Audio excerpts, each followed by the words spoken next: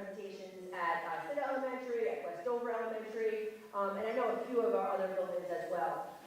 Today's presentation is a light presentation. There is no heavy learning that we're expecting you to do in the last 5 days of school for you to be able to sit on and stress over. This is more of a very light presentation. I've shared a lot of our experiences over the last couple of years with Laine. Many of you may or may not know that both Joy Forrest, myself, Data Weber, who's here, and everybody on your team stay very intimately involved in knowing some of the experiences you're having with students and with families over the last decade. And we've seen increasing concern in students being able to self-regulate, engage in emotional identification. And we know how exhausting that is, and we know what hard work that is.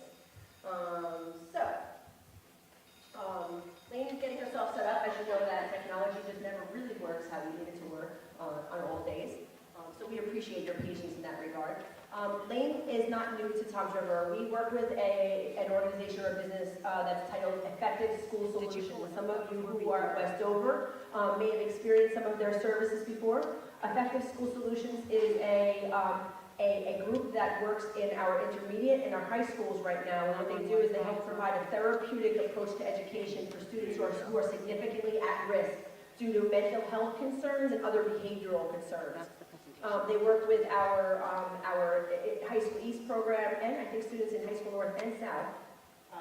High School North, and it's very invested in Intermediate East. But together with that program, we also get a significant amount of professional development, which we try to use as we know that it's applicable. So Laine comes to us. She is the president or the vice president of professional learning for Effective School Solutions. Laine has education and teaching in her background. She has at multiple levels. And as a college adjunct professor, she's also affiliated with Rutgers. She has a clinical background in mental health, and she comes with a wealth of knowledge. I think you're really going to enjoy today's presentation. The point of it is it's for us. It's really for us to be able to be prepared for and settle into the experiences we're having in education right now. Sometimes during this presentation we'll put up a QR code which we use for a sign-in. We do know that some of you, for a number of reasons, need to walk out the door at 3 o'clock. It's absolutely fine. You can do that. If you are in a Tier 2 school and you stay to the end of this presentation, that means that you need to be compensated for your time beyond your contractual hour. There are vouchers in the back. You can grab one in the back and get that to me. And if you have any questions during or you need to go out and use the restroom or any of those things, please do so. So we'll get that signed in sometime up there before 3 o'clock. And I'm super excited to present Laine Whitaker to you. Thank you. Hello, everybody. So this is one of those moments where life is having me live out the reset in real time. If you notice, I'm actually pretty calm, and I'm not like the duck on the water thing, even though my presentation's not up right now. I'm really calm. I've been in these scenarios before. I know that me panicking or being upset is not going to make my presentation show up any faster. I do know that it's there, and there are very competent people working on it. So in the meantime, what we are going to do is all of us are going to reset. Before I do that, let me go ahead and formally introduce myself. Some of you may know me, as Sarah said, I've been to a few of your elementary schools, so I hope you've enjoyed past presentations. So I'm Laine Whitaker, pronounced Laine like Lois Lane. Yes, I was a former educator for over 15 years. I worked with many populations, but what is relatable is that at one point I worked with ages 6 to 12, all in institutional care. So these are kiddos who did not have their parents and were living in group homes at 6 to 12. So you can imagine the unmet needs and the dysregulation. And what I learned, it's the beauty of teaching, what I learned is that through trying to work with these kids and getting really frustrated and really triggered myself, that I realized that I'm half of the equation. And if I'm triggered and dysregulated, then there's no chance that I can help regulate these kids. That doesn't mean that I'm the cause, it doesn't mean that I caused their trauma, but it does mean that when I also become dysregulated, I'm no longer a help. I'm actually exacerbating what is happening for this child. And it's not good for me either, honestly. This is a big proponent of burnout right now. I'm sure at the end of the year, you can relate to that. So part of the lesson that I learned is if you were born in the 1900s like me, we're not probably in the habit of resetting ourselves or even using that type of language or emotional regulation. Unless you had like court-ordered therapy in the 90s or maybe hippie parents who really gave you some good regulation skills, most of us have just sort of white-knuckled it through life. And so I had to really learn how to recognize that I'm dysregulated and learn how to regulate myself before I could then care for kids. I developed my own little yay, I knew it if I just stayed calm. It's sort of like when you go to the bathroom at the restaurant and you're like, I just know when I get back my food's gonna be here. You had faith. So while you guys, if you could just put it on slideshow mode from the beginning, we'll be in good shape. So as I promised, we're gonna start with a brief reset. I don't know where you were today or what you did or what you've been going through or what is next in your day that you may already be looking ahead to, putting on your mom hat or whatever other thing you do after this, wife hat, spouse, whatever it might be, caretaker in some kind of way. So I want you to be present. So in order to get present, I'm going to invite you all to stand for a brief moment. I know we're all packed a little tight together. If you can, spread out into the aisle and get about arm's distance apart. I promise we're not going to do anything too crazy. Okay. All right, I am going to put the mic down so I can participate with you, so I'm going to try my best to enunciate. I've been told I'm pretty loud. All right. So everybody, first I'm going to demonstrate first, okay? We're going to stand about hips distance apart. And the objective here is we want to take in a bunch of oxygen because the more CO2 we can let out, it triggers our relaxation nerve. So I'm going to demonstrate first because it looks a little silly. Don't be afraid to be a little silly in this, right? So I'm going to take 3 big inhales in. Hold at the top for 3 and then exhale for 5. You should be exhaling so much that you feel yourself folding in half to press, wring, squeeze out any leftover air. We're going to do that 3 times. Everybody comfortable with that? Okay, and then just follow my voice for the rest of the instructions. So here we go. Hold for 3, 2, 1. Exhale for 5. Empty out. And again.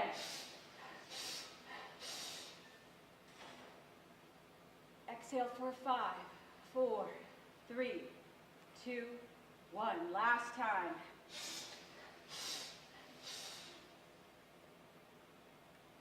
Five, 4, 3, 2, 1.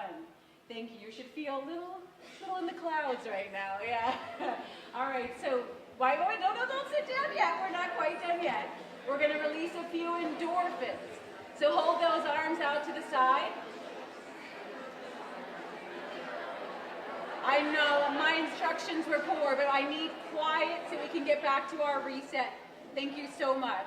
All right, so now arms out to our side very quietly. We don't need to discuss it. We're just going to be in the moment, all right? Arms out to the side, and don't forget to breathe. We're just going to make some circles. You can go big or small. Be careful of your neighbor. Whatever direction you like, but we're going to do it as quietly as possible. As quietly as possible. Reverse directions. Thank you. I hear it quieting down now. All right, from here, arms up high. And we're going to bring our arms down and push that chest out. You should feel stretch across that chest. Don't forget to breathe. Once more.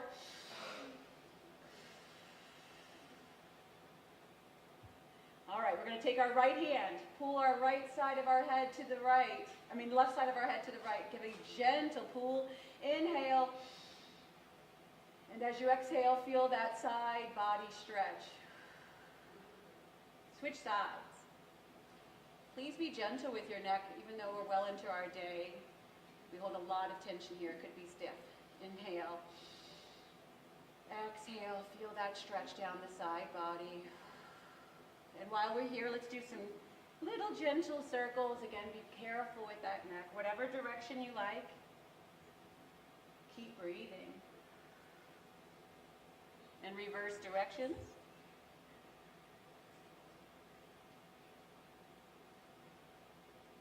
Bring that head to stillness. One last inhale. And out. Have a seat quietly. We're not quite done. Listen to my voice. Hello, hello. Okay, good, I'm back. We're going to do something quickly called repurposing energy. Follow along. Step one, we're going to breathe in any energies that impinge upon you at this moment. Anything holding you back, anything keeping you from being present. Thinking about what happened 10 minutes ago or what might happen in 20 minutes. Step two, drink this in as fuel, whether it arises in the form of body tension, emotional tension, or energies of happiness and joy, or anything in between. Step three, let those energies move into my heart to make a rich compost for greatness. And say to yourself, I am breathing this in, and my heart is repurposing this energy into the magic, music, and miracles of my greatness. My heart can hear this energy and metabolize it into new messages that it can send back into every cell, bathing them each in life-serving greatness. I am the greatness of, fill that in for yourself. I feel that energy of my greatness nourishing every cell, and I own it. I am the greatness of. Hopefully you feel reset, renewed, and focused, and here with me, most importantly. And look at that. I came back from the bathroom, so to speak, and my presentation is ready to go. The power of the reset. So, uh-oh. I spoke too soon. Okay, we did our little reset. So our objectives for today, and I do have an ambitious, here at the thing, thank you. I do have an ambitious agenda, but I think we can do it. So at the end of the session, we're going to have developed an understanding of the human stress response and its effect on behavior, develop an understanding of emotional regulation, learn the benefits of mindfulness for teachers and for students, and use transition resets to foster emotional regulation skills. Now, as Kara said, I'm not going to bog you down in a bunch of theory and stuff right before the end of the year. I think that you will actually find, for me, the things that really spark behavior change for me are things that I can implement in other places in my life. So I think that you'll find that this is not just applicable to your classroom or to the worst behaved kids, that this is going to resonate with you in all areas of your life, which will prompt you to think about how you're going to bring more resets and mindfulness into your classroom next year, but also just in your life in general. All right, so let's get to it. Could you take me to the next slide? Thank you. Okay, thanks. So first, the human stress response. I really want to underscore here human stress response. Because, and I feel sneeze coming, so give me a moment to figure out. I'm working on it. I want to underscore human stress response because when we talk about the stress response, it's so ingrained in our pathology. It is so, what's hanging on there? It's so ingrained in our pathology. It is hardwired into our brains, and so it is designed to keep us safe. If you think about all of your different responses, even though they can get in our way, they are all part of our body's mechanism of keeping us safe. Here we go. Thank you. No, that's working. Oh, yay, it's working now. Thank you so much. So the stress response is a survival strategy. It's a big part of the reason why humans are survival of the fittest, right? We have learned to adapt our stress response to survive so many things, right? Illnesses, diseases, wars, famine, all of it. All the rest of the other species out there. So when we think of our human stress response, this is what's actually going on in the brain. You have this prefrontal lobe. In teacher terms, we usually think about it as our executive functioning, right? And it really is this part of our brain. It's the last part of our brain to develop, and it is here, this frontal lobe. Does anybody happen to know how old you are when this part of the brain is done developing? 26. Very close. It's about 25 to 30. Generally, men develop a little later in this area. I would also say, though, like any milestone, it can be delayed for some people. Definitely, if there's been some trauma, it could cause a delay in this area, where some people may be well into their 30s before they completely learn how to, or have the full complement of their frontal lobe. So what's happening in the frontal lobe? That's where we practice patience, organization skills, the ability to restrain ourselves, right? The ability to calm ourselves, rational thought, high-level social interactions, and intuiting what's going on in a situation, being able to read a room, right? And all of that, judgment, reasoning, by the way, making good decisions. And again, we're well into our 20s, even 30s before this is developed. So if we're working with elementary children, they are very far away from even having this part of their brain develop, let alone being able to exercise these functions. So that means, right, I said there's two parts of this equation. We are the other half. And if we are full-grown adults, we have the higher responsibility to remain regulated. Am I out of camera? Is that why you're looking at me? Okay. No, I'm sure in the shot. Okay. So when we think about our brain development, we've got the amygdala, which helps support our. It's looking for any nuances, novelties, anything that might suggest that we may be in danger. And once that amygdala goes off and goes, we have a problem, Houston, we have a problem, it will activate the stress response. Once the stress response is activated, our hippocampus, which is located right next to the amygdala, is where we have memory, whether that's academic memories, our childhood memories, all of our memories there, our short-term, long-term memories there. And it is definitely affected by that stress response starting. We start to release hormones like cortisol and adrenaline, the stress hormones. And I'll tell you more about what that does to us in a moment. But at this point, I just want you to think about now the hippocampus and the frontal lobe, we become disconnected from both of those during the stress response. So anybody here remember the movie? I think I remember the part two. Is it, Inside Out? Anybody remember? And so it's sort of like when Joy got lost and sadness, all she was left with was anxiety and anger and all that, right? So when we're in our stress response, a lot of times our highest functioning self sort of checks out for a little while. We become disconnected from our highest functioning part of our brain. The part of our brain that practices restraint, reasoning, judgment, all of that. And we're now controlled by our limbic or emotional systems. You think about a child's tantrum. As much as we laugh and go, oh my gosh, this tantrum is crazy. I look at sometimes kids and I think I would like to have an adult version of that. I would like to lay down kicking and screaming and cry for a little while. But we have more restraint as adults, right? We save that for later when we get home. Right? We know how to package it up for later, right? So, I want you to think about, am I not in front of it? Is that the problem?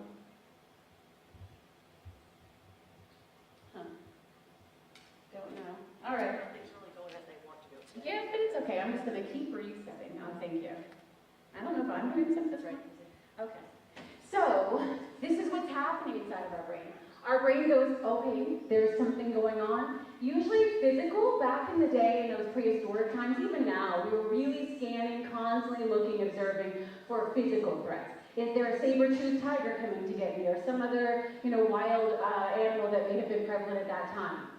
But now, today in 2024, our brains have evolved to the point where not only are we scanning, looking for physical threats, we're also looking for emotional threats. Things like, with somebody being overcritical to me, am I feeling shame right now, right? So when we feel emotionally threatened in some way, someone might find out that I'm not so good at this subject. Or whatever that hurt is, that emotional wound gets triggered, we now will also send our body into that stress response. We're emitting all of this cortisol and adrenaline. And once, it's amazing when you think how fast. Do I have anyone in the audience that blushes? Who might blush? Can I just get a hand raise? I know some of y'all are blushing. Okay, thank you. And if you are not the blusher, I'm sure you have seen how quickly someone will blush when they feel embarrassed. Right? You could just, if I focused on someone you miss who said you're a blusher, if I really focused on you for a while, I'm sure we'd start to see those cheeks get really rosy in just a couple seconds, right? And so I want you to think about that as an example of just how quickly the stress response is activated. Our brain says, oh my gosh, people are going to look at me, or whatever that underlying fear is, and suddenly my pituitary gland, my hypothalamus gland tells my pituitary gland to tell my adrenal gland that sits there on top of my kidney, make cortisol and adrenaline. And all of that function is happening in nanoseconds, to the point where now it's in my bloodstream, and telling pustules on my face to turn red. So if we can think about how quickly that physical response is happening, think about how quickly we're getting angry or sad or withdrawn, or one of the other stress responses we'll go over in a moment. It's that quick. It's just that quick. And so it really requires a lot of skill and awareness to rein that back in and make a different choice. A lot of our little people don't have that ability. They may not have seen that modeled for them at home. And a lot of the adults in their life, not just at school, in life, show them that it's okay to respond with anger, with loud, noises, with yelling, with punishment, when they're dysregulated. And our kids learn that. Our kids learn that. We pass that on. Would you go to the next one? Thank you. So, the physical effects on the body. Once we start releasing that cortisol and adrenaline, there's short-term effects and there's long-term effects. The short-term effects, as I just told you, we could have blushing. Some of the other short-term effects as it regards to skin. Anyone here ever heard of anxiety rashes? Anyone ever had that? Where all of a sudden you have hives, right? I remember in 2018, I thought, there's something in my school that I'm allergic to. I don't know what's happening. Every day I get home and there was rashes at both of my arms. Like hives, raised hives, very itchy. And I was like, I don't know what it is I'm allergic to. I finally went to the doctor and they're like, you're not allergic to anything but stress. This is an anxiety rash. Woo! that was a big alarm went off, that I am this stressed out, that my body is reacting in this way on a regular basis at this point. Because I wasn't regulating in the moment. I was storing up that emotion, that stress, and it was coming out in all these different ways, right? It's something that, if you've heard of the book, The Body Keeps the Score by Bessel von der Kolk, he'll tell you that our mouths can tell all kinds of lies. I'm fine, I'm good, how are you? But our body will always keep the score. We save every trauma, we save all that emotion. I've started to realize that when I wake up in the morning and you're like a little creaky, that's not aging. That's because the older you are, the more stuff you have to worry about. And it'll pick a place and store itself in there. Part of why we did that physical reset is to release some of that. Sometimes you're not even aware of what's going on until you take that moment to stretch and really just be in your body for a moment. So some of the other things that will happen. I want you to think about the stress response. You know how we've talked about, hey, a parent will see a child trapped under the car and they have to use superhuman strength to lift that car up off the child. In order to do that, I would have to summon up a lot of cortisol, adrenaline, a lot of anxiety hormones, right? So in order for me to do that, I've got to compensate with some other systems in my body. So I will shut down anything that's not pertinent to survival at that moment. My immune system, I don't need that. I'm not fighting a cold in this moment. I need to live to fight another day. My digestive system, don't need that. Let's shut that down. I don't need that to fight this fight in this moment. Let me survive and I'll think about digesting later. Let me shut down that reproductive system. Don't need that right now. One of the things that we may or may not be aware of is our reproductive system is responsible for a lot of hormones, not just our reproductive stuff. It's our circadian rhythms. This is why a lot of us experience insomnia. This is very common, by the way, in teenage boys. Have this spike in cortisol, and you'll see a lot of teenage boys awake, insomnia at night. Explains why there's a lot of sleepy heads the next day as well, right? So, and you think about it for your own self. I mean, of course, there could be some other hormonal things at play for women especially, whether that's pregnancy, childbirth, menopause, perimenopause. However, a lot of us are waking up at 3 a.m. with our to-do list. A lot of us are waking up at 3 a.m. with the anxiety of just day-to-day life. And we need to get past thinking that that's only for adults. Kids feel those same emotions without the ability to articulate or manage it. And so you are seeing it show up in school. And they're looking for you. It's like slipping on ice and reaching out, can somebody please help me? And you have a choice, whether you're going to get on the ice with them and you're both slipping and falling and there's no one to help, or you calm, regulate, and now extend a strong, steady hand for that child to grab onto. And a lot of us are like, I gotcha. We're barely hanging on ourselves. And that's not our fault. Most of us did not get this type of education in school or at home or anywhere else. I feel like a pretty privileged young lady. I was a Girl Scout, I had mentors, I had coaches, I had an educated family. Nobody ever talked to me about regulating my emotions. Anyone here ever had those talks? Exactly. So we're all out here doing the best we can. And so I'm hoping that as we end this school year, we're really just shedding some awareness, some light on this. I hope you just think about this over the summer. How do I know when I'm dysregulated? What does it look like? And what do I do about it? So if I'm shutting down my immune system, I'm going to probably be much more inclined to be sick, ill, have a hard time getting over things, right? If I'm constantly doing this, right? Because it's one thing in the moment, this stress response is really helpful, right? Helps me get through these tough moments. But if this is happening every day, if there's a child under the car every day, multiple times a day, and we're triggering this response, over time, this is really depleting to our systems. Is anyone here familiar with adverse childhood experiences, or ACEs? That's one. If you're a nerd like me, you should look it up. Woo, it's disturbing, but really necessary, important knowledge. If you just look up adverse childhood experiences, or ACEs, TED Talk, you'll see a beautiful woman in a red dress named Nadine Burke Harris. She's now the Surgeon General of California. She's a big part of the study that was like over 30 years, and they worked with Kaiser Permanente Insurance, the CDC, to show that, wow, all these kids that we keep diagnosing with ADHD, not that that's not a real diagnosis, but they felt there was an overdiagnosis, and what are we really treating? And the root cause was adverse childhood experiences.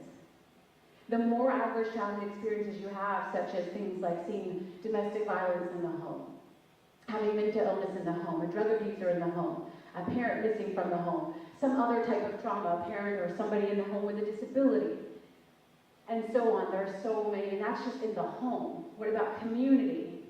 What about things going on environmentally? Meaning like hurricanes, that kind of trauma, right? And so over time, if you have 6 or more ACEs, your life expectancy can decrease by 2 decades, 20 years. 20 years. Now, I would say this, I would tell you, you should take the ACEs test, it's online. But they're now recommending that you not do that, because many of us would only take the ACEs test, we wouldn't also take the resiliency test. And our resiliency factors can really have an impact on that score. Whether we had childhood pets, whether we had one caring adult that we had to, or could confide in, or that cared about us, right? These things could offset the damage of different traumas that we've had growing up. But just things for you to be aware of. So some of the other things that are affected, your gut. That digestion stopping and starting all the time can be really wreak havoc on your digestive and GI tracts, right? We think about so many different emotional things. And you know what, I did an Ayurvedic workshop years ago. We really talked about how your second brain is in your gut. How you have more nerve endings here than any other place in your body besides your spine. And that's why we feel so much emotion in our gut. I feel anxious, worry, excitement, love. All of that we generally feel here, am I right? That nervousness, we feel it here in our second brain. So when we are having a lot of emotional difficulties, a lot of stress, a lot of times it affects everything going on in here. Yeah? So not only the digestion, for our growing kids, if you have this digestive issue, a lot of times we end up with like leaky gut or not absorbing all the nutrients from our food, because there's this constant stopping and starting of the digestive system, right? To accommodate the stress response. So you might find kids or adults with decreased bone density, not being able to have the same muscle density as everyone else, or a typical amount. Obviously, when you're releasing a lot of cortisol and adrenaline, you get that fast heart rate. That's not good for your heart over a long time, right? It never gets a break, it never gets a rest. And if you're asking it to work double time to accommodate the stress response, and then we start to think about those long-term health outcomes, right? How it makes sense. The more cortisol and adrenaline we're making, the impact that it has on our internal organs over time. So now you're more likely to have cancer, diabetes, and so many other chronic illnesses if we're not managing our stress. Could you move to the next slide? Thank you. Yeah, I think you're good now. So thanks. Oh, thank you so much. So the 4 stress responses are, there's actually 5, we'll talk about the 5th one, but the 4 most common are fight, flight, freeze, fawn, and what is not shown is flop. Is everybody familiar with all 4 of these? Most of us are probably familiar with fight or flight, or people saying that right, or rest and digest. But are we aware of the other stress responses? I wish I had time today. We'll have to do a series where we'll go, really go into each of them. I'm right now very excited about some content I'm doing on the freeze stress response, responsible for procrastination, what often feels like laziness. And then that shame that creeps up on us because we haven't done the thing that we're supposed to do that I put off because I was in freeze. A lot of our students with ADHD, a lot of us just in general, we're dealing with a lot of stress in our lives, and that freeze stress response can be very debilitating and paralyzing. So let's talk about them briefly, each of them. So the fight, we're all probably pretty familiar with that, right? We get a little attitude, we get combative, resistant. We might, be cursing or getting loud or yelling, just maybe even passive aggressive in that fight mode. And then we've got the flight mode. I've got to get away from this thing causing me distress. What does that look like for our kids? I've got to go to the bathroom when it's my turn to read. I've got to get away from this person, this place, or this feeling that is causing me stress. I've got to get away from it. And think how many things we avoid. How many of us have social anxiety, right? And are thrilled if somebody cancels on us. How many of us are like, oh, I really don't want to go to this event. I don't want to say hi to her. I want to make small talk. I avoid it. I avoid by paying, doing your taxes and things like that, right? Things that we don't want to do. A lot of times we feel that stress of it, so we'll put it off to the last second. Kids are no different. Kids are no different. So we want to be more curious when we see some of those behaviors that we might ordinarily just call laziness or lack of motivation. And be curious about, is this child in one of their stress responses? Is that what I'm actually seeing? What is the root cause? What I'm seeing is symptomatic. Because laziness is not a diagnosis in the DSM. That is symptomatic, it is not causality. Then the freeze stress response. Again, that's where we a lot of times have that procrastination. If you're an adult, this is where a lot of doom scrolling comes in, and you lose hours on your phone just trying to blank out. I see some eyes going, oh, right? The first thing in the morning, we don't even want to think about our day. Let me just scroll a little bit. Let's see what's happening on Instagram when we go inside, right? Because we kind of check out for a while. We get to be in that freeze, that numb state. And when people say, how are you? A lot of times we can't even identify an emotion because I'm just numb. I'm in that freeze stress response. And then there's fawning. And a lot of us are guilty of this. I would say this about all 4 stress responses. You may notice that you gravitate towards one of these, but I assure you, you vacillate between all of them. Given a different scenario or situation, your body will decide what is the right response in that moment. So fawning, anybody familiar with fawning as a stress response? I know very few people are. So this is the people pleaser. This is, I don't want to deal with conflict, I'm avoiding, so I will just yes you, I will just do what needs to be done so I don't have to deal with the conflict. A lot of times this is children who grew up maybe with 1 or 2 parents or a caregiver in their life that was very unpredictable. Maybe sometimes they were just lovely and other times it was a little monster and you didn't know what to expect, keeps you off balance. And so I try to people please and get in front of them. If I just don't give anything to argue with me about, maybe it'll be okay. Those people who apologize super fast, when it's just easier just to do the thing. People pleasing. And a lot of times, it's like the Stockholm syndrome too, right? It's part of like that fawning response. If it feels like this is my best way to escape whatever the threat is, then I'm going to do the fawning. I will fawn all over you. We even do that with kids. With kids who we know might be really explosive. Suddenly we're like, can we get this kid a lollipop? What do we need to do for Johnny right now? What can we do to keep Johnny okay, right? You may not even realize you're fawning. Sometimes you're like, I just need to keep the peace right now. I can't keep a deal. So fawning. You'll notice our kids are fawners too. You may think, gosh, Teresa, she's always so compliant. Whenever there's something going on, she's the first one to say, I'll make the copies, I'll do the handouts, can I help in some way? And we maybe just think that this person's an amazing helper. A lot of times this is somebody fawning. We don't recognize it because it's not, it's still conducive to our classroom environments. We may not recognize it, but that person is also got cortisol streaming through their body and is just doing what they can to hang on as well. Are any of these resonating with you? Is anybody feeling like, oh yeah, some of these are an old familiar friend, right? Or maybe not a friend, but familiar. So I'm sure we're all probably processing this through our own eyes and how these things manifest us. I'd like you to take a moment to be empathetic and think about how, not even just our kiddos, how other people in life are passing through life and how sometimes we feel mistreated by others, whether we know them or they're just others out in society. If we're curious about what they're really going through, what is that stress response they're feeling right now? That doesn't condone people being jerks.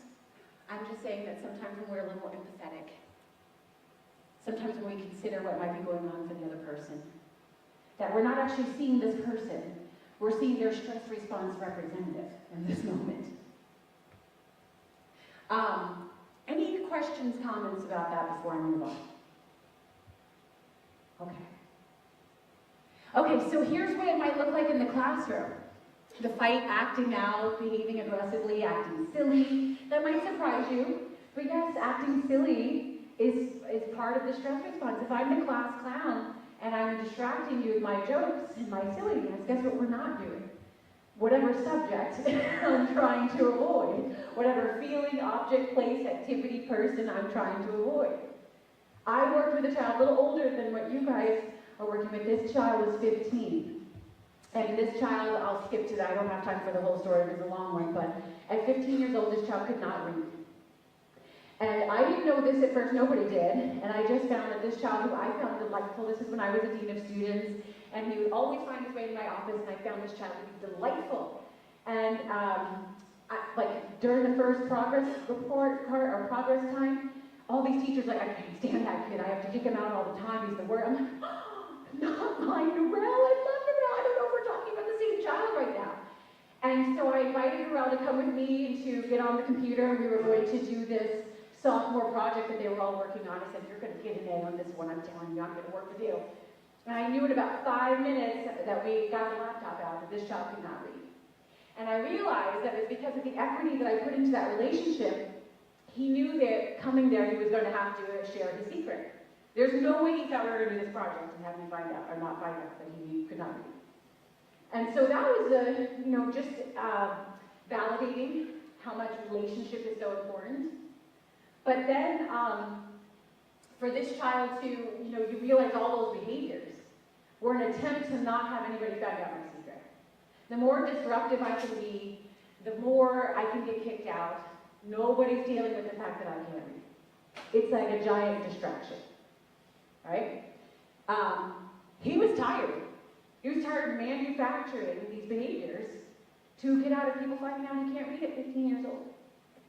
There are a lot of our students who have deficits in different areas, or are tired of masking for their different neurodiversities, and can make you a little irritable when you're tired. And so you're going to see some of those behaviors, but we have to identify them as what they are. There's not just bad kids. Every child would do well if they could. What's getting in their way? What's getting in their way? So, oh, wow, I don't know what it is with me. It doesn't like me. Oh, there's some message here. Let's see. Okay. All right, so I want you to consider this. I would say that anger or the fight mode is probably the most difficult behavior to deal with, because now our safety may be in jeopardy, right? Which can really cause us to be in our fight, flight, or freeze. But I think we should look at this feelings wheel. Hopefully you can see it way back there. But if you can just remember that anger is a secondary emotion. It's a secondary emotion. That's not the thing. That's a manifestation of something much more empathetic. So on this wheel, we have things here like fear, anxiety, frustration, confusion, hurt, sadness, isolation. Big ones, guilt and shame. Guilt is a good one. It's like the moral bumpers of your life kind of lets us know when we're operating outside of our ethics. But shame is to hate yourself. Shame is not I did a bad thing, I'm a bad person. And a lot of times we purposely and inadvertently discipline with shame. And that's a real hard one for people to ever outlive, outgrow, move on from. It's like fuel for our imposter, if you're familiar with imposter syndrome. Other things on here: embarrassment, humiliation, overwhelming stress, helplessness, outrage and injustice, jealousy, depression, loneliness, rejection. That those are the real emotions behind anger in some cases. And I would say for us teachers, maybe disrespect is up there. What triggers you? What triggers you? What do kids do that trigger you? And instead of shaming yourself for your reaction, you should be curious about it. What is it about this kid's behavior that is making me so upset? What is it about this behavior? Because then I can start to control it if I know what this is really about. So emotional regulation. I love this quote. I've come to a frightening conclusion that I am the decisive element in the classroom. It is my personal approach that creates the climate. It's my daily mood that makes the weather.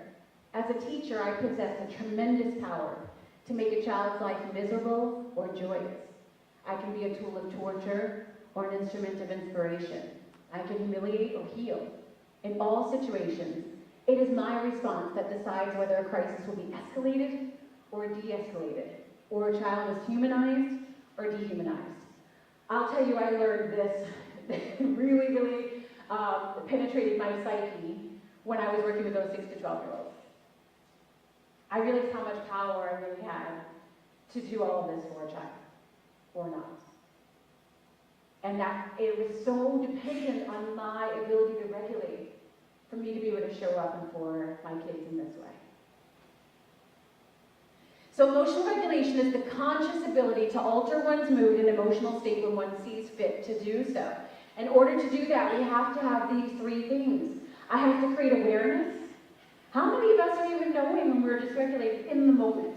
We may be able to reflect on a moment afterwards and go, yeah, I'd like to do over that, right? Especially if you have anxiety like me, I like to replay my whole day, or it's good times. And just put on a loop every interaction you had and go, oh my God, why did I say that? Oh, geez, oh, what? And so if you're in the habit of doing that, that could be helpful, also could drive ourselves crazy. But how good are we in the moment of recognizing, I'm not in a good place right now, and I probably need to reset myself.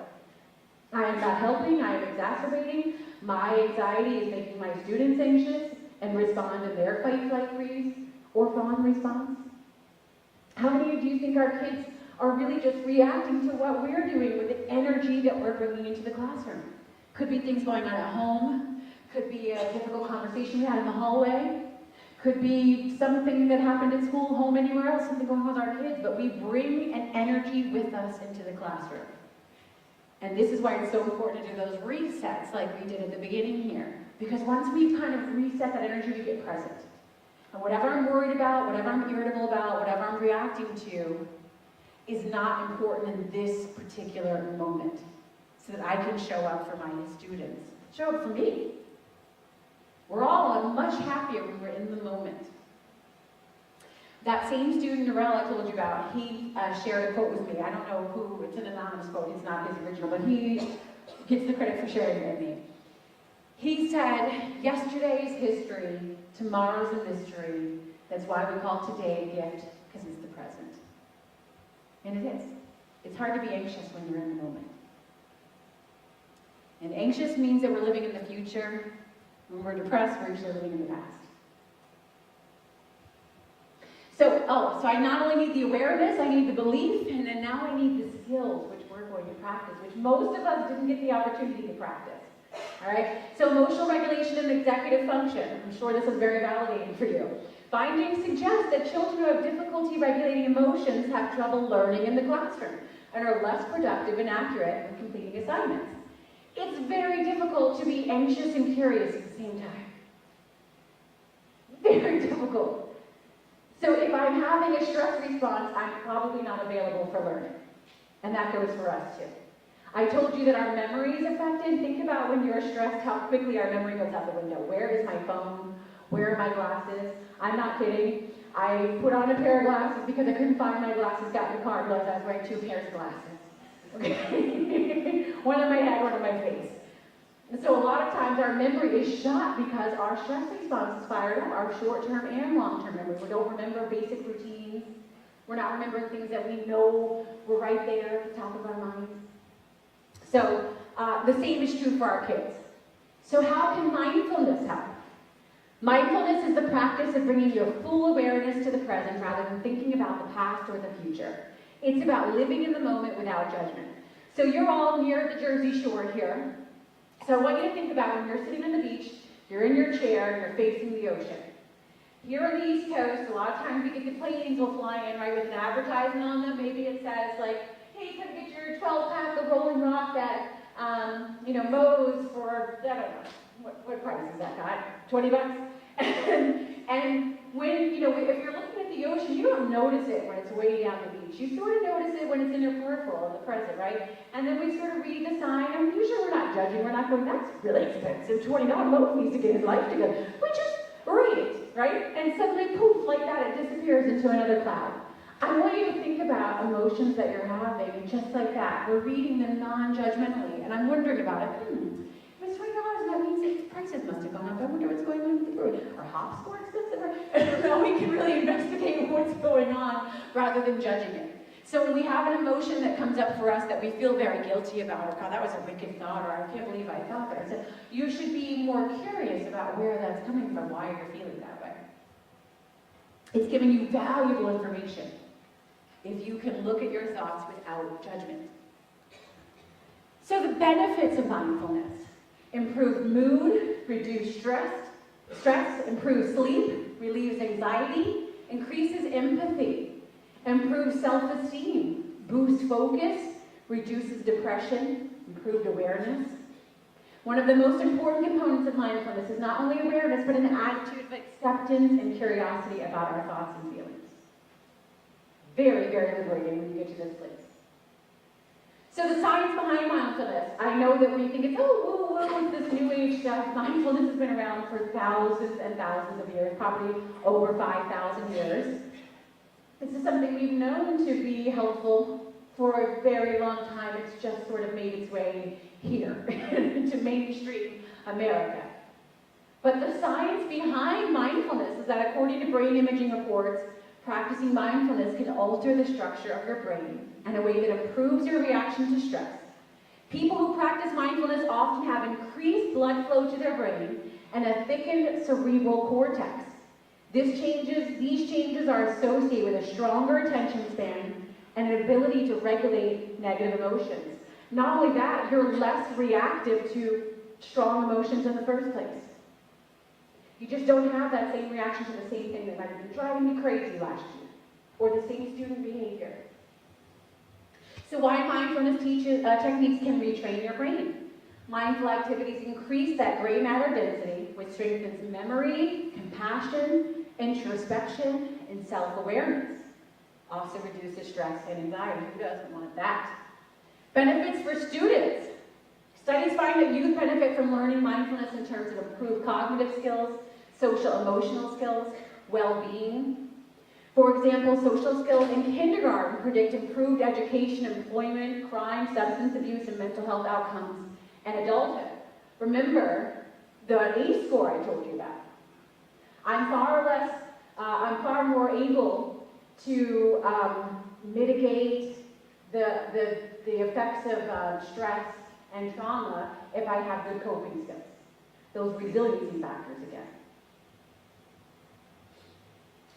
There's some little thing that keeps popping up here. We're going to just get rid of that. So research finds that youth who practice mindfulness, again, have more patience, focus, increased compassion. You get the point. So what happens is, rather than run an autopilot when us or a child sees that stimulus, that thing that's causing us to be reactive, rather than just react to it and get upset or go into one of those stress responses, I now will see it, take a moment for myself, reset myself, and now I'll be reconnected to my frontal lobe where I'm making good decisions, and now I can respond rather than react. So the benefits for educators. When teachers learn mindfulness, they not only reap the personal benefits such as reduced stress and burnout. In randomized controlled trials, teachers learn mindfulness experience, reduced stress, greater efficacy in doing their jobs, more emotionally supportive classrooms, better organization. Think about how scattered we are. We all think we can multitask. We cannot. We're just not. Some of you may have a little better skills at it than others, but science is telling us we're not good multitaskers as a human species. We're better when we focus on one thing at a time. I know that intellectually, but there's probably a million tabs open on my computer right now, thinking, oh, I'll get back to that thing. So it really helps us be better focused, complete one thing before we move on to the next, etc. So that brings me to transition resets, resetting to greatness. Because never in the history of calming down has anyone calmed down by being told, you need to calm down. Anyone recognize that? How many times have you been in a bad way and someone says, you need to calm down, and it shoots you into another stratosphere, and we're like, what? I am calm, you need to calm down, I have to, what is the problem, right? Very common. I have wondered for a long time, what is it about being told to calm down that's so incendiary? And I think it's dismissive.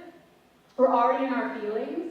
And even though somebody may have the best of intentions inviting you to calm down so that they feel safe, it often comes across as dismissive and often incendiary.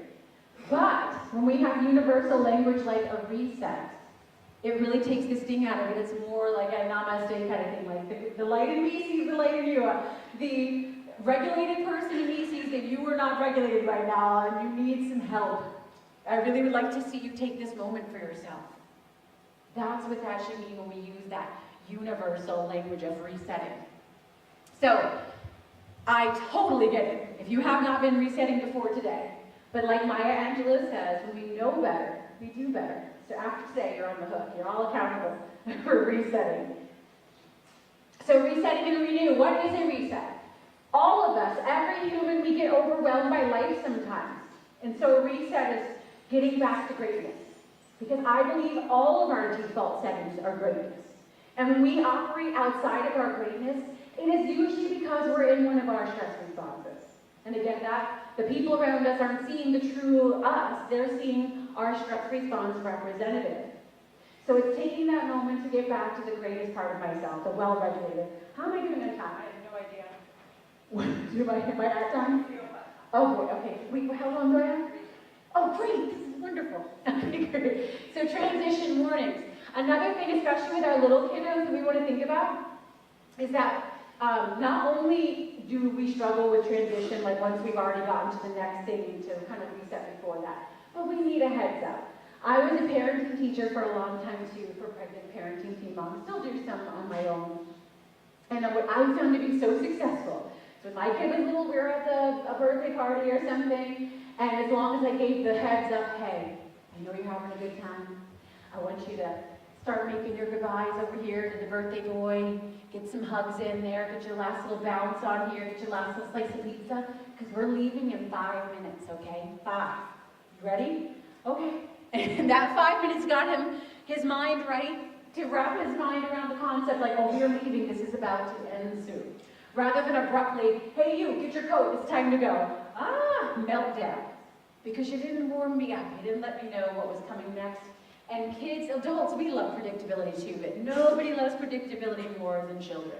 This is why they like to watch the same exact show over and over again.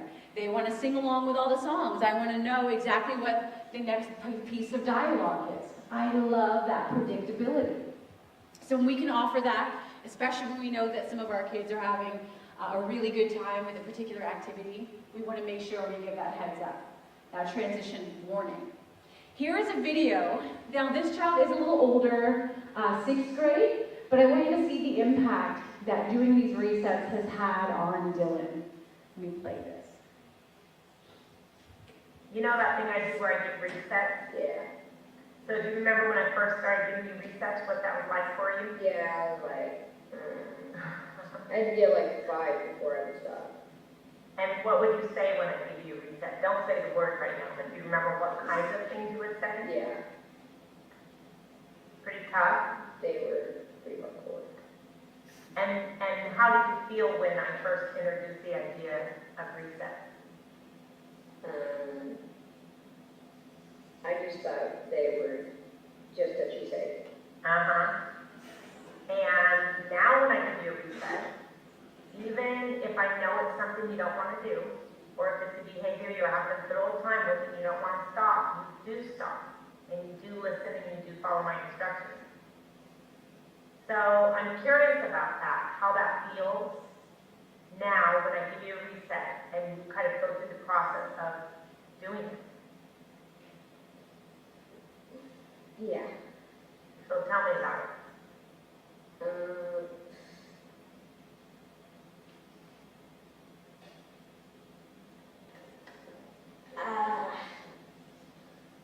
At first I was like, it had to get like 5 or 6.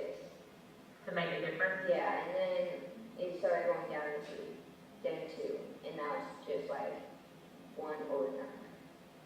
You're right, like one reset is all it takes.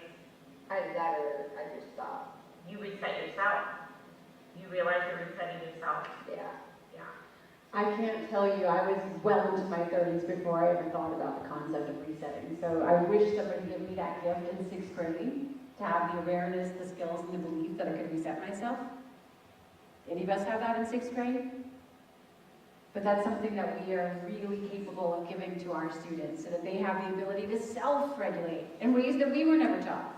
In the meantime, though, particularly at these young ages, they need co-regulation.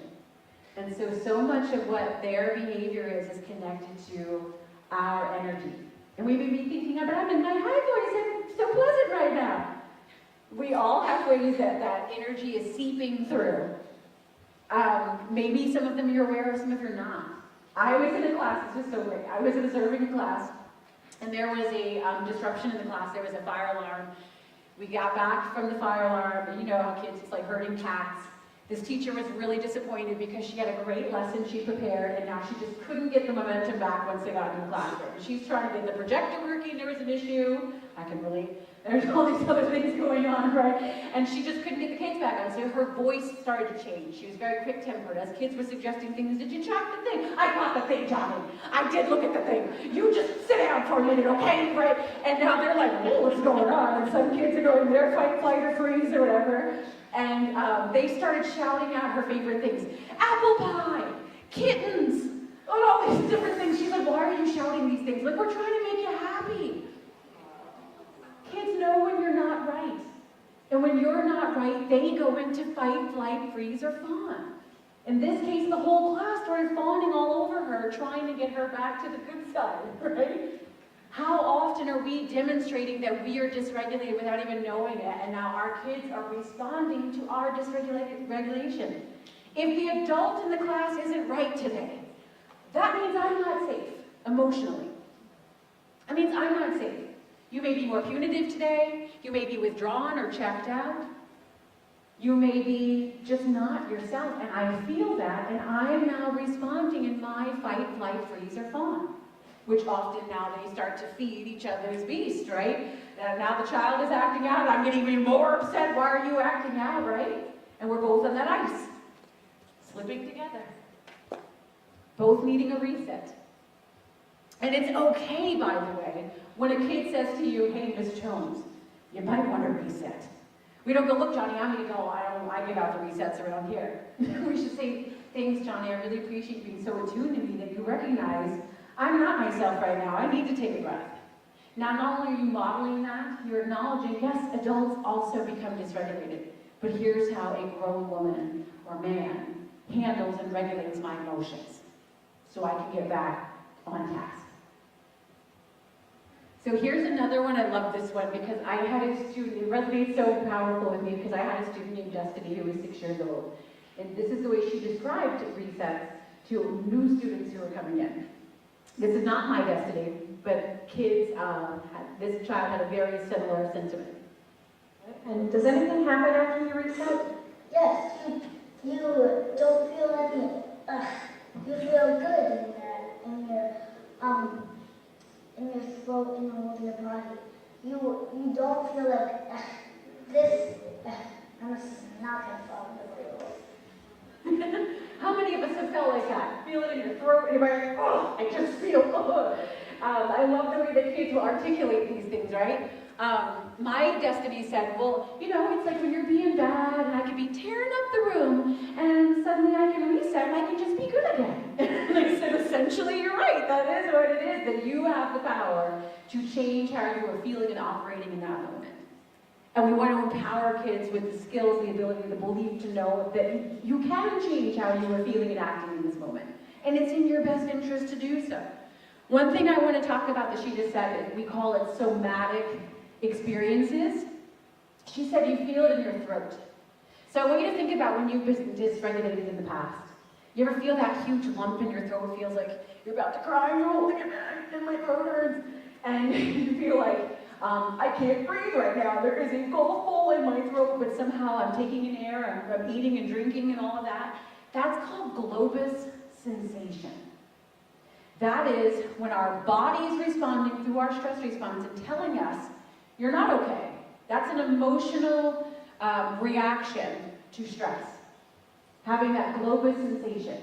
No, it is not, keeping you from breathing or drinking and eating, but it is a very real symptom of very real emotions. How often do we dismiss little kids who don't have the ability to articulate, I've got globus sensation due to some emotional problems I'm having. They just say my throat hurts. And then we look at their throat and go, I don't see anything. Please, guys, see the nurse because I just don't feel it. And then we send them to the nurse and hopefully the nurse is like, what's the trouble, Bubble? And just instantly regulates their nervous system. The child comes in there, just feels the energy of like, oh, they're going to give me a hug and maybe we'll have an icy pop together or a lollipop before I leave. Maybe I'll get a sticker. But she's going to be nice to me and help regulate that amygdala to say, shh, you're okay. You're going to be okay. And just as soon as all those symptoms came, they're gone because now I'm regulated again. And so now that kid comes back to class, I'm back, Miss Jones. I knew that kid was faking. Ain't nothing wrong with that kid. But think about how often we've had a stomachache or a tension or a headache, and it's completely emotional. So we need to be considering that when we have these mysterious illnesses and pains and things going on with our kiddos, and stomach aches, or bathroom issues. That's real, the same way it's real for us. And often we dismiss that, and then effectually are gaslighting and shouting, nothing wrong with you. But I'm telling you, my stomach really, no, it does not. Right? And then on top of whatever I'm feeling, I'm being gaslit. I'm not upset about that. F you, teacher. This is ridiculous. Nobody believes me. Right? I'm throwing a chair over. Nobody believes what I'm going through. Their feelings are just as real as ours, but they're so much more unfiltered. Because they don't have that part of the brain that's not even developed yet to regulate. It's not a choice they're making. They don't have the ability. And they are looking to you as the adults in their lives, and in this setting, the primary adult, you're probably spending more time with them than their parents, to show me how to regulate these emotions. Not a good thing if we don't know how. Again, not our fault, but it is our responsibility. So, transition group reset. So many students and adults have trouble regulating or recognizing even when we're dysregulated. Transition resets embed mindfulness and emotional regulation techniques into our daily mode. So I want you to think about resets in two different ways. The reset that young man was just describing was an individual reset. That is when we as an adult recognize, hey, Dylan, I think you're dysregulated right now. I want you to take a moment for yourself and reset yourself. And that is an alternative, like kind of consequence, right, to something more punitive. Recognizing that this behavior is a dysregulation behavior. I need you to regulate that. Even excitement is dysregulation. It's just a happy emotion is dysregulating to me. So we have kids who are just too excited. This is still an opportunity to need you to take a moment and reset yourself. Need you to take that moment. So that's one kind where it's like an alternative to discipline or consequence. And then there's the transition reset. So I played field hockey from 11 to 22, played through college. In fact, Kelsey, Jason Kelsey's wife, Kylie Kelsey, and I had the same coach. We went to the same university, had the same coach. She's a little bit younger than me now. But I remember my whole life hating drills. And then I became a soccer mom and saw my son too hated doing drills. Why are we doing the drill? Can we just play in the game? Can't we just scrimmage? But then in a game, suddenly I would do this amazing move, and everyone's like, whoa, how'd you do that cool thing? And I'm like, I don't know, my body just did it. Oh my God, that was the drill. It became muscle memory. It's just a transferable skill. We've done it so many times. Like I said, if you're born in the 1900s like me, we didn't get an opportunity to practice the skill of resetting, so we're going to do it now with our kids. What I'm proposing is that you are taking every moment you have between activities, between switching subjects. You're all primary teacher, right? You're all kindergarten, first grade. So as you switch from, language arts to science to social studies, there is a brief intermission and there is a reset there. Now, resets are infinite, and I have found, particularly at these ages, when you start talking to kids about how they reset themselves, because we're all resetting ourselves all the time. Now we're going to do it with really great intention. Now we're going to really know I am not well right now, and I'm about to regulate myself.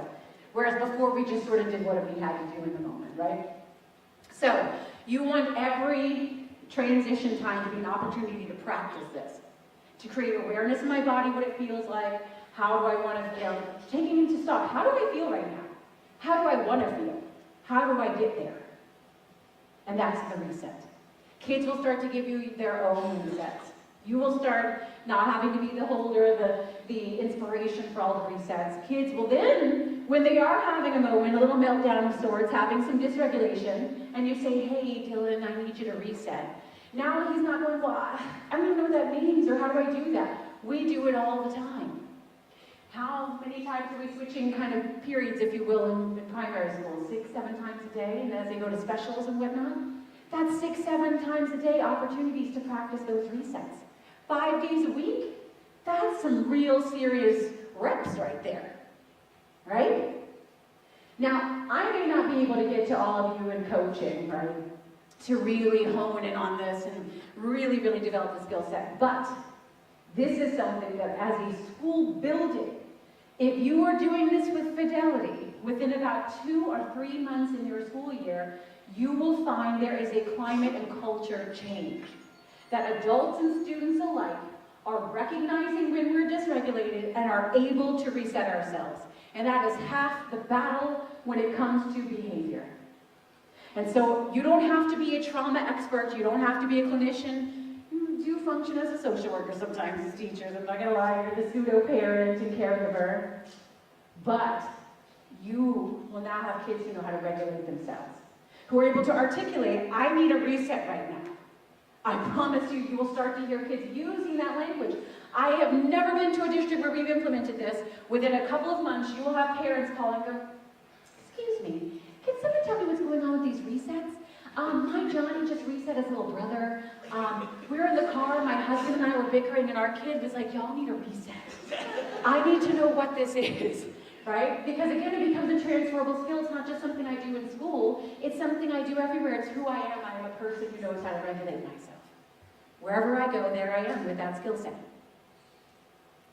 So, reset ideas. How are we on time? I was going to give you guys like a brief intermission and then go into just keep going. Okay, I appreciate it. So what we'll do now is I'm going to share some reset ideas with you. I regret that we started a little bit late because I wanted this to be more of an experiential time with you. I don't know how much we'll get in. We'll do the best we can. I will also share the resources with you so that you can have all of these resets available to you to think about them over the summer, what you need for them, and how you incorporate them. Let's do it. Okay, so first when you start to think about the resets that you want to implement in your classroom, or even just for yourself at home or wherever you are, you want to think about your happiness chemicals. Are we aware of our happiness chemicals? A lot of times we're busy hacking cortisol, adrenaline, the stress hormones, but what we want to be doing is hacking these happiness chemicals. We've got dopamine, oxytocin, serotonin, and endorphins. Now, when we did our little physical breathing exercise when we first started out, we were trying to hack serotonin and endorphins. Endorphins, oh man, who doesn't love to laugh? So right now on my phone, I've got on my YouTube a little folder with a bunch of like key and peel skits. If I'm having a moment, I'll pop on a key and peel skit. Give me like 2 minutes to get right to the happy place, get a good laugh on, totally changes my attitude, right? So maybe you want to find some things that are silly that make you laugh, but laughter is a great way to reset yourself. Hard to be mad and laugh at the same time. Oxytocin. I don't know if we've done Nurture Heart with a lot of you here, but oxytocin is the love drug. Oxytocin is what we have when we give birth to babies, and they immediately put that baby skin to skin with either parent or surrogate or whatever. They're trying to release oxytocin, the connected hormone. In fact, oxytocin is why they recommend like lovemaking before childbirth to induce labor, because it is oxytocin that induces labor. The synthetic form of oxytocin is called pitocin. If you ever had that, not so fun. I recommend the real thing, oxytocin. So serotonin, endorphins, dark chocolate. There's so many ways to hack these. I've given you a few. Is this still pop phones again? I have given you a few here. This thing is no. Okay. So here's a few. I don't know if you can see them from here, but like dopamine, setting goals, completing a task. This is why also kids with who have issue focusing, maybe ADHD or trauma, whatever, if you can give them small doses of work, something that they can easily bang out and accomplish, hit that dopamine hit, go, yeah, I have another worksheet, let me bang out this other worksheet. But giving them small pieces to be able to really accomplish something, feel good about themselves before we give them a big daunting packet, right? So oxytocin, we get that not only from like childbirth and all that, but we get it from being recognized, being acknowledged, compliments, recognition statements. Not just good job. I know we feel that we're trying to give off a good message, but good job really feels empty. It only lasts momentarily, it doesn't upgrade how I feel about myself. But when you can give a recognition where you're acknowledging what the child did, and that's important so they can duplicate that action later. It's hard to do a good job tomorrow. But when you told me, I love the way you did X, Y, and Z, really tells me blank about you, and now you shared a character quality with them, not only do I know exactly how to elicit this response from you the next day, but now I'm going to bed knowing I'm responsible. I'm a good friend. I'm a good citizen. And I know why, because here's the evidence that my teacher shared with me. And I now know how to duplicate that behavior in the future. That's a great way to make oxytocin, and that's a connecting, that's a relationship-building hormone. That's what we get. We get excited. We see our loved one, our children, our spouse, our pets. This is why older people with pets live longer. They're constantly releasing oxytocin. Endorphins, we talked about laughing. So here's some more. I'm going to just share these with you. Do I have time for this video? Okay, I'll play this video super quick. One thing you want to think about is a reset. I don't think we do enough resets anymore, right? It might just be a short period of our day, and we don't want to lose instructional time. But if we really consider that actually play, especially child-led play, like where they don't have a specific script, they just get to go be wild and be kids, go outside and play, actually has tremendous academic benefits. Let's just take a quick look.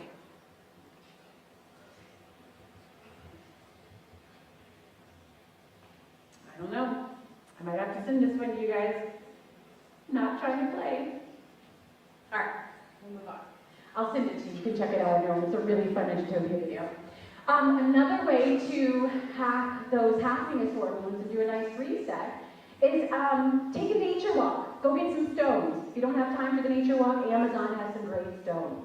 You can have the kids paint your stones. They can, put on some inspirational language or artwork or something that makes them think about, maybe I need to take a breath when I'm upset. And you want them to feel the stone. You want their senses to be involved. If I'm concentrating on what does the stone feel like in my hands, what does it smell like, how heavy is it? If I'm thinking about this stone, I can't be thinking about my problems from 5 minutes ago or what's about to happen in 5 minutes, because I'm thinking about the stone. That's mindfulness.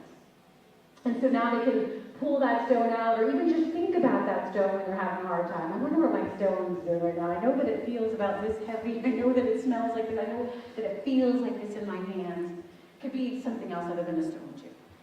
I also like that there's mantras on these. Your kids are a little bit little for that, but I love having mantras. Really helpful when I'm having a hard time. Mindful coloring. Mindful coloring is great for us too. When I was teaching, sometimes I would just sit down with them and do the whole lesson, we're all coloring. If they're, still focused, and there's so many other ways to check for understanding, that a child could be in their body rolling around, they could be coloring, and that doesn't mean they're not engaged. And sometimes we have to ask ourselves, why am I getting triggered that this child is rolling around right now? And he clearly does seem to be paying attention. Why is the movement bothering you? That's one of those airplanes for us to examine, rather than going, you need to sit crisscross applesauce. Because if I really think back to when I was in first grade and had to sit crisscross applesauce, it's not comfortable. My ankles hurt after a while, and somehow we remember it differently for little kids now. Like, oh, they have that extra lubrication in their joints, they're fine. No, they don't have butts. It hurts. And sitting like that, I'm now focusing on that my butt hurts rather than whatever it is you're talking about.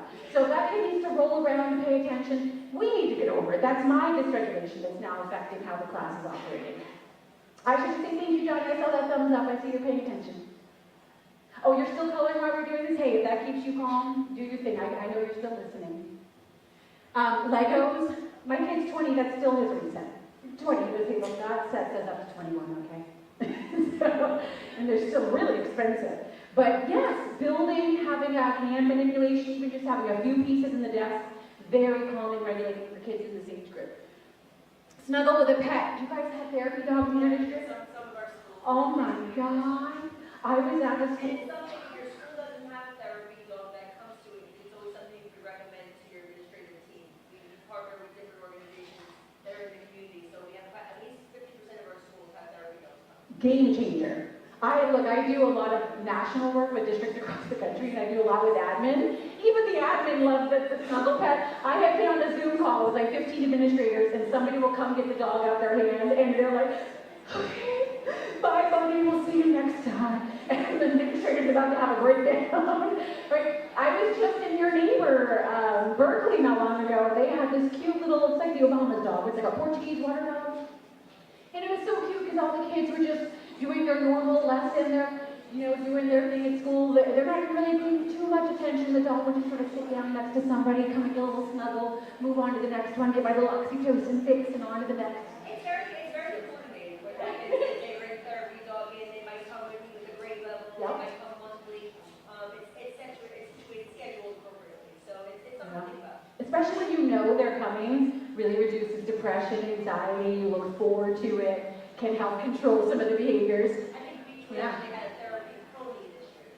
Body scan, this is how we'll end, so somebody remind me, don't remind me. We're going to end with that, I'll come back to the body scan. I'll get a QR code before everybody walks out the door. Is what it is. Yeah, and the freeze dance party.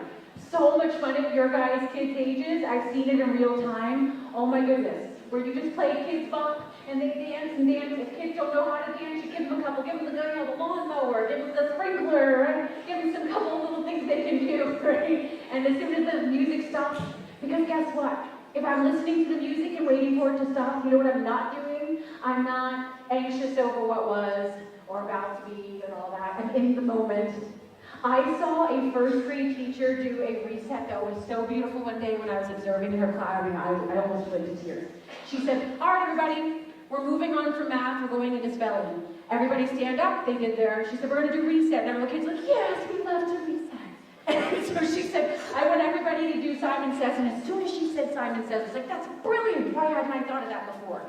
Because Simon Says requires me to be really present in the moment, to pay attention to if I said it or Simon said it.